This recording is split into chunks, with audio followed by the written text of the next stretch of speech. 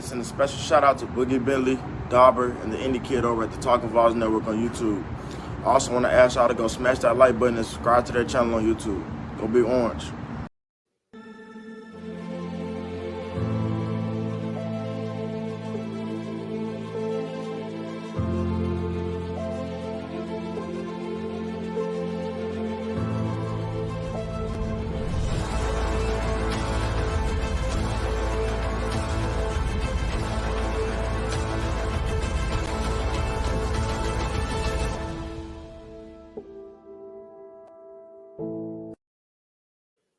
Welcome to the Talkin VAWLS Network. My name is Boogie Bentley. Wanted to drop a video today, talk a little bit about effort and moral victories, because the Indie Kid, he got drugged through the mud a little bit after his day after video on Sunday, because he made the statement that losing to Florida 38-14 is not a moral victory, and if you claim that, we might as well shut down the program. Now, a lot of people grasped onto that shut down the program statement, and I agree somewhat with what Indie Kid is saying there. What he's saying is it's never okay to lose to one of your rivals 38-14. Now, on the flip side of that statement, there are some positives we can take away from that, and the Indie Kid wasn't in any way, shape, or form trying to say that there weren't positives we can take away. He doesn't come from the thought of, we'll take a moral victory after getting whipped 38-14, and I get it. I understand that. But also in the terms of effort, look at effort. You know, we've talked about that a lot this season. And I think a lot of that is, you look back to 2020 and we saw a football team that quit, that didn't put forth that effort as the season went on. Whatever happened in that locker room of the Georgia game last year, that was the turning point. And we saw the effort slowly start to trickle away. We've seen players talk about it throughout the offseason. We heard Alontae Taylor say after the Florida game that this team will not roll over and die. They will continue to fight. Now, Jason Swain made a pretty interesting point when it comes to effort this week on his show. You know, he talked about how eventually you got to shut up and stop talking about it, because effort should be a standard. That should be, it shouldn't be a question. It shouldn't be, oh, well, they played with effort. At some point, your football team plays with effort. They give 100% every single week, whether it's Tennessee Tech, Florida, Georgia, or Alabama. Effort should be demanded. We shouldn't be talking about it at this point. He made the statement, October 1st, we stopped talking about effort. We just expect effort. The only time we should talk about it moving forward is if they don't give effort, because Josh Heupel has shown to this point that his team is going to go out, they're going to fight, they're going to scratch, they're going to claw. They are going to give 100%. So what are some of the positives we can take out of that Florida game? Well, I want to pull up an article here from 24/7 Sports. The article written by Will Backus. Sorry, I don't know how to pronounce that name, but Tennessee football, Greg McElroy sees reasons for optimism for VAWLS following Florida loss. Let's get into it. Let's take a look at it. For a half, Tennessee took rival Florida to the wire. The VAWLS trailed just 17-14 after the first two quarters of play, but a litany of second-half mistakes led to their eventual downfall in what spiraled into a 24-point loss. I think that is where some of the optimism is coming from, some of the excitement. You know, my wife walked into the house in the first half and, whoa, wow, they're winning. They're winning. The shock that Tennessee would be able to go down to the Swamp and compete with Florida. Battered ball syndrome. We expect the worst. Seems to happen every single week. But Tennessee went down there and they competed for a half, and that's not good enough. That's not good. Losing 38-14 is not good enough. But I think a lot of people take positives out of that first half because Tennessee was in the fight. But it's a four-quarter game. Let's go on and look and see what Greg McElroy had to say if some of us care. But it is a launching point to kind of talk about some of this stuff. So we'll go through it here.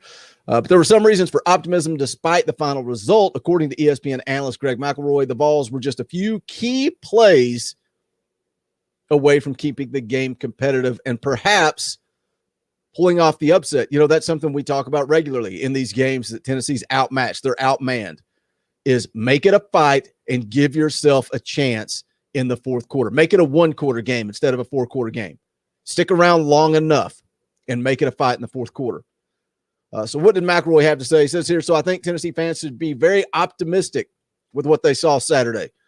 Says they didn't execute well and they didn't deserve to win the game. But if they would have executed, on 3 or 4 plays, that game goes from being a comfortable win for Florida to a dogfight very, very quickly. I think we all have a ton of respect for the Gators, so I think Tennessee, to go into what was a very hostile environment and perform somewhat admirably, I think that's a step in the right direction. That's the thing about football. We've all watched enough football to realize every game comes down to just a few plays. And when you look at that score, 38-14, you're not happy. That's a blowout. That's a beatdown. That's not a moral victory.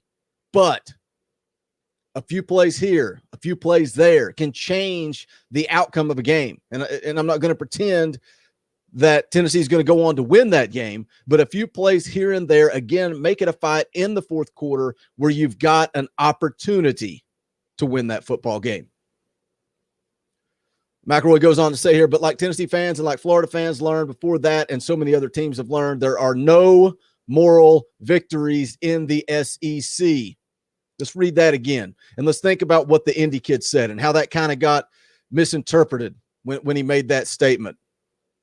Claiming a moral victory when you lose 38-14 to Florida, we might as well shut the program down. You know what? The reason the Indy kid's polarizing, the reason some people love him, some people hate it, he doesn't sugarcoat anything. He tells you how it is, whether you like it or not, whether it's hard to swallow, he doesn't care. And that's why the Indy kid brings so much to this channel.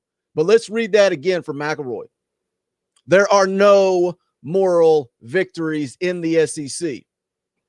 He says progress has been shown. Now you've got to take advantage and quit making those same mistakes. That's battered ball syndrome. Seeing the same thing over and over and over. Fans like to compare what Josh Heupel did with Joe Milton to Jeremy Pruitt and Jarrett Garantano. They have nothing to do with each other.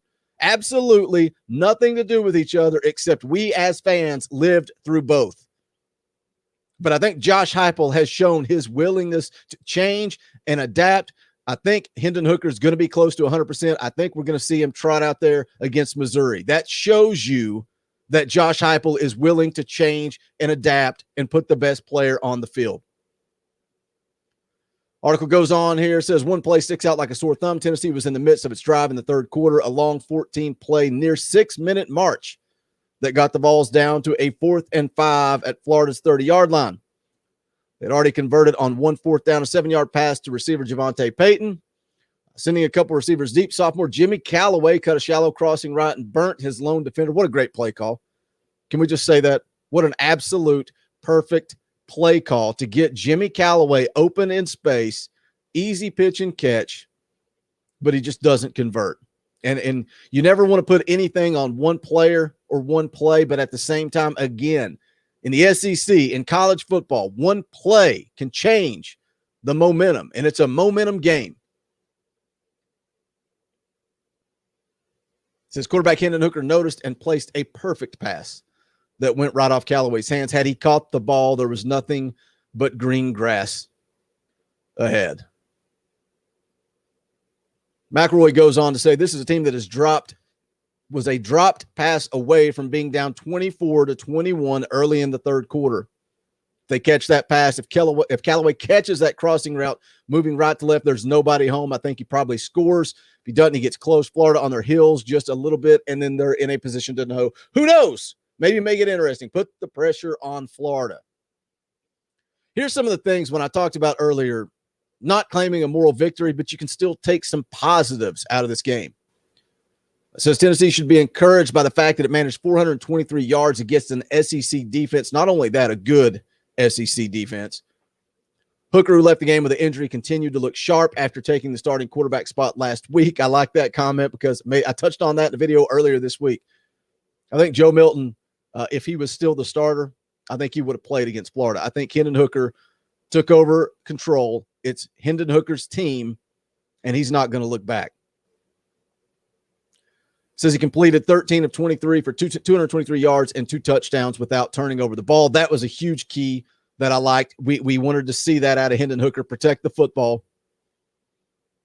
13 of 23, and he had 4 or 5 drops. If the wide receivers get their hands on those balls, pull them in, Hendon Hooker's numbers look so much better. And they look good as it is, but even better. Says the Vols have a chance to get some momentum going this Saturday as they travel to Missouri for an SEC clash scheduled for noon Eastern time. I'm excited about this game. A lot of people, a friend of the family came up to me at my daughter's game last night. She was cheering for the middle school team, comes up to me and asks what I think. I feel good. I still have confidence going into this Missouri game, but Tennessee's got to execute. They can't have the penalties, and Hendon Hooker has to continue to protect the football. So what do you guys think? Hit that comment section below and let me know. Some of you were pretty harsh on the Indy kid for his statement. Does this video kind of clarify some of his thought process there? You never want to take a moral victory on a beat down to a rival, but you can still take some positives away from that game. So leave me a comment. Let me know what you think about moral victories, about effort.